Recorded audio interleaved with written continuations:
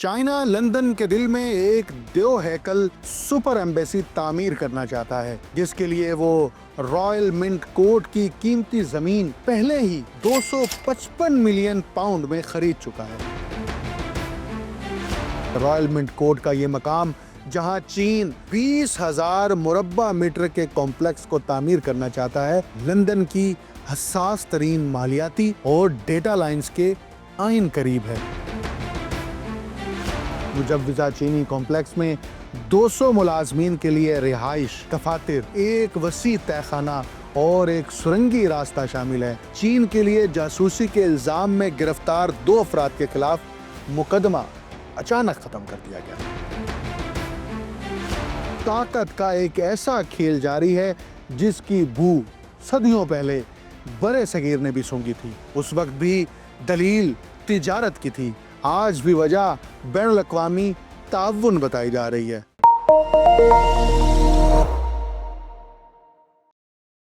आप देख रहे हैं untold story with doctor Akmal Soomro.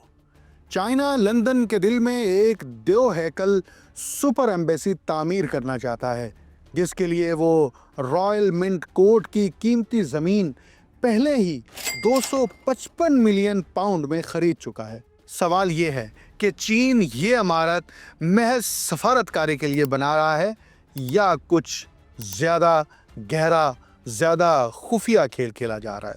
London, वो शहर जो कभी पूरी दुनिया की सल्तनतों की तकदीर लिखा करता था, आज खुद एक खौफनाक घेराव में है। रॉयल मिंट कोर्ट के आसपास की गलियां बज़ाहिर पुरसकून दिखती हैं, लेकिन इन ईंटों के नीचे, इन ज़ेरे ज़मीन केबल्स के अंदर ताकत का एक ऐसा खेल जारी है जिसकी बू सदियों पहले बड़े सगीर ने भी सूंघी थी। चीन की मुजव्विजा सुपर एम्बेसी महज एक सिफारती इमारत नहीं, ये वही खामोश दरवाज़ा है जिससे कभी ईस्ट इंडिया कंपनी ने कदम रखा था। उस वक्त भी दलील तिजारत की थी, आज भी वजह बैनुल अक़वामी ताउन बताई जा रही है। मगर तारीख कहती है कि असल खेल हमेशा पर्दे के पीछे होता है। खुफिया सुरंगें, खाली छोड़े गए नक्शे, छुपाई गई मालूमात और एक ऐसी जगह का इंतखाब जो स्ट्रेटेजिक भी है और ख़तरनाक भी है।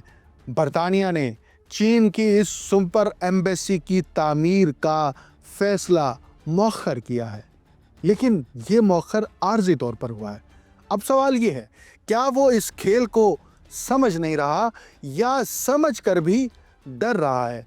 क्योंकि इस बार मुमकिना हमला कहीं बाहर से नहीं, लंदन के दिल में जगह खरीदकर अंदर से ही होने वाला है। बिल्कुल वैसे ही जैसे 200 बरस पहले बड़े सगीर की फसीलों के अंदर कदम रखा गया था।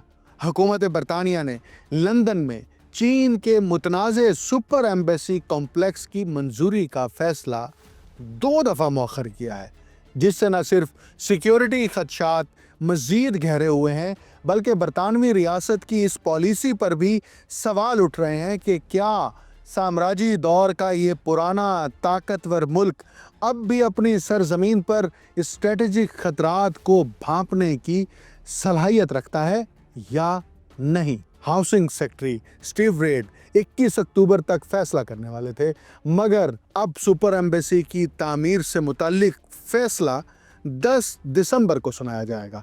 गुज़िश्ता साल से ये दूसरा मौका है कि हुकूमत ने फैसले को टाला है। हालांकि रॉयल मिंट कोर्ट का ये मकाम, जहां चीन 255 मिलियन पाउंड में खरीदे गए 20,000 मुरब्बा मीटर के कॉम्प्लेक्स को तामीर करना चाहता है, लंदन की हसास तरीन मालियाती और डेटा लाइंस के आइन करीब है। ये वही लंदन है जो कभी ब्रिटिश एम्पायर का दिल था, और अब इसी शहर में एक मुमकिना चीनी जासूसी बेस के क़याम पर शदीद तशवीश जाहिर की जा रही है। चीन ने रॉयल मिंट कोर्ट की ज़मीन 2018 में ख़रीदी, तब बरतानिया में कंजर्वेटिव पार्टी की हुकूमत थी और वज़ीर आज़म थेरेसा मे की क़यादत में मुल्क चलाया जा रहा था। ये ख़रीदारी किसी निजी कंपनी या आम शहरी की नहीं, बल्कि सरकारी तौर पर चीन की वज़ारत ख़ारजा के ज़रिए की गई थी। جس سے واضح ہوتا ہے کہ یہ محض نجی سرمایہ کاری نہیں بلکہ ایک ریاستی منصوبہ ہے جو چین نے تشکیل دیا ہے۔ برطانوی پارلیمان میں اس زمین کی خریداری پر سخت بحث ہوئی تھی۔ کچھ ارکان نے اسے قومی سلامتی کے لیے ممکنہ خطرہ قرار دیا تھا، جبکہ دیگر نے اسے عالمی سفارتی تعلقات اور کاروباری سرمایہ کاری کے دائرے میں محدود رکھنے کی ضرورت پر زور دیا تھا۔ برطانوی میڈیا نے بھی اس خبر کو نمایاں کوریج دی۔ بعض اخبارات نے اس واقعے کو لندن میں چینی ریاست کی وسیع سفارتی جڑوں کے طور پر پیش کیا، اور تجزیہ کاروں نے اس پر تنقید کرتے ہوئے خدشات ظاہر کیے کہ یہ زمین لندن کے حساس مالیاتی اور کمیونیکیشن نیٹ ورکس کے قریب واقع ہے۔ اصل میں یہ زمین ڈیلنسی اور LRC گروپ کے زیر ملکیت تھی، جنہوں نے اسے 2010 میں کراؤن اسٹیٹ سے خفیہ یعنی آف مارکیٹ ڈیل کے ذریعے خریدا تھا۔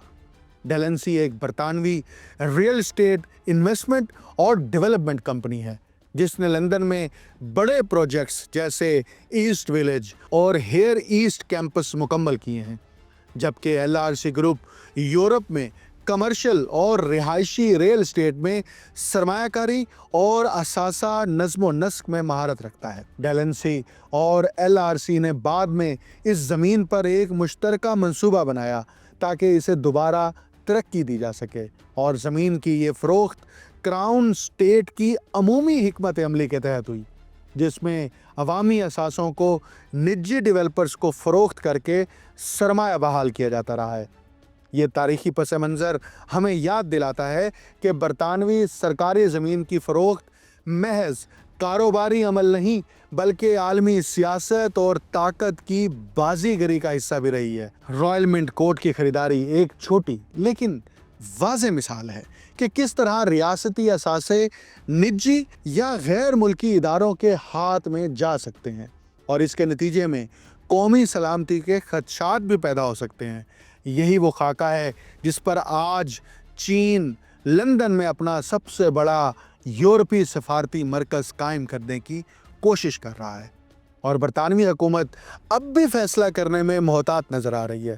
یہ معاملہ نہ صرف سرمایہ کاری یا جائیداد کا سوال ہے بلکہ لندن کی سیکیورٹی، عالمی طاقت کے توازن اور تاریخی سبق کا بھی عکاس ہے۔ برطانوی میڈیا نے اس بات پر بھی توجہ دلائی کہ زمین کا یہ تبادلہ سرکاری طور پر ہو رہا ہے، اور اس کے ذریعے نہ صرف سفارت خانہ بنایا جائے گا بلکہ ممکنہ طور پر خفیہ نگرانی اور جاسوسی کی صلاحیتیں بھی فراہم کی جا سکتی ہیں۔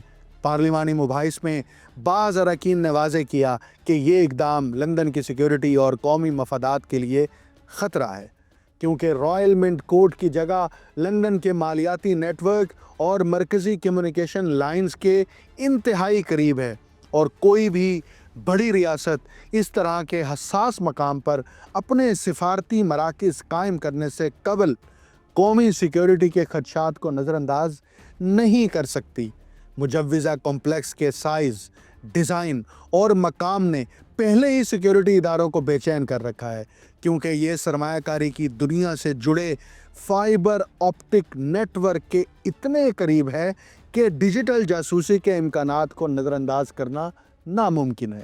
ماہرین کا کہنا ہے کہ چین کی ٹیکنالوجیکل اسٹیٹ کرافٹ ایسے مواقع کو ضائع نہیں کرتی۔ انہی خدشات کے دوران حال ہی میں چین کے لیے جاسوسی کے الزام میں گرفتار 2 افراد کے خلاف مقدمہ اچانک ختم کر دیا گیا، جس سے معاملہ مزید دھندلا ہو گیا ہے۔ کراؤن پروسیکیوشن سروس نے پارلیمانی محقق کرسٹوفر کیش اور محقق کرسٹوفر بیری کے خلاف الزامات واپس لے لیے، جبکہ دونوں افراد مسلسل الزامات کی تردید کرتے ہیں۔ لیکن کیس کا یوں اچانک ختم ہو جانا خود برطانوی اداروں کی شفافیت پر سوال اٹھاتا ہے۔ اس منصوبے میں پہلی تاخیر اس وقت پیش آئی جب ریڈ کی پیش رو اینجلا رینز نے چین سے سوال کیا کہ اس کی منصوبہ جاتی دستاویزات میں کچھ کمروں کی تفصیلات سیکیورٹی وجوہات کے نام پر کیوں غائب تھیں۔ چینی سفارت خانے کے مشیروں نے جواب دیا کہ وہ اصولی طور پر عمارت کا مکمل داخلی خاکہ ظاہر کرنا مناسب نہیں سمجھتے۔ یہ جواب خود اس تقاضے کے خلاف ہے جو برطانوی منصوبہ بندی قوانین ہر ادارے پر عائد کرتے ہیں۔ اسی طرح ہاؤسنگ ڈپارٹمنٹ کا کہنا ہے کہ انہیں موصول ہونے والی رپورٹس انتہائی باریک اور حساس نوعیت کی ہیں، لہٰذا وزارت داخلہ اور وزارت خارجہ کی رائے کے بغیر نئی ڈیڈ لائن طے نہیں ہو سکتی۔ مجوزہ چینی کمپلیکس میں 200 ملازمین کے لیے رہائش، دفاتر، ایک وسیع تہہ خانہ اور ایک سرنگی راستہ شامل ہے جو ایمبیسی ہاؤس کو دوسری عمارت سے جوڑے گا، ایک ساخت جو بظاہر سفارتی عمارت سے زیادہ ایک محفوظ آپریشن سینٹر کی جھلک دکھائی دیتی ہے۔ چینی سفارت خانہ مسلسل دعویٰ کرتا ہے کہ یہ نیا کمپلیکس چین اور برطانیہ کے باہمی فائدہ مند تعلقات کو مضبوط کرے گا۔ دوسری طرف برطانیہ میں سیاسی ماحول اس معاملے پر شدید منقسم ہے۔ کنزرویٹو پارٹی کا کہنا ہے کہ لیبر حکومت کو اس درخواست کو فوراً مسترد کر دینا چاہیے تھا کیونکہ وہ قومی سلامتی کے خطرات سے متعلق انتباہات کو دبا رہی ہے۔ لبرل ڈیموکریٹس نے بھی حکومت سے مطالبہ کیا ہے کہ وہ چین کے مقابلے میں واضح موقف اختیار کرے اور اس منصوبے کو روک دے، یعنی چین کی سپر ایمبیسی کا منصوبہ پایہ تکمیل تک نہیں پہنچنا چاہیے۔ اسی طرح برطانیہ کی خفیہ ایجنسی MI5 کے سربراہ نے اپنے سالانہ خطاب میں کہا کہ چینی ریاستی عناصر برطانیہ کے لیے روزانہ کی بنیاد پر خطرہ ہیں، جبکہ بورس جانسن کے سابق مشیر ڈومنک کمنگز نے تو یہاں تک کہا کہ MI5 اور MI6 نے انہیں خبردار کیا تھا کہ چین سفارت خانے کے نیچے ایک جاسوسی مرکز بنانے کی کوشش میں ہے۔ ان کے مطابق اس عمارت کی اجازت دینا انتہائی خطرناک فیصلہ ہوگا۔ یہ صورتحال برطانیہ کے لیے نہ صرف داخلی سلامتی کا مسئلہ ہے بلکہ اس کی اس عالمی حیثیت کا بھی امتحان بن چکی ہے جو کبھی برٹش امپائر کی صورت میں دنیا پر راج کرتی تھی۔ آج اسی لندن میں ایک ابھرتی طاقت چین اپنا سب سے بڑا یورپی سفارتی مرکز قائم کرنا چاہتی ہے، اور سوال یہ ہے کہ کیا برطانیہ آج بھی اپنے مستقبل کی سمت خود طے کر رہا ہے یا عالمی طاقتوں کے اسٹریٹجک دباؤ کے رحم و کرم پر ہے؟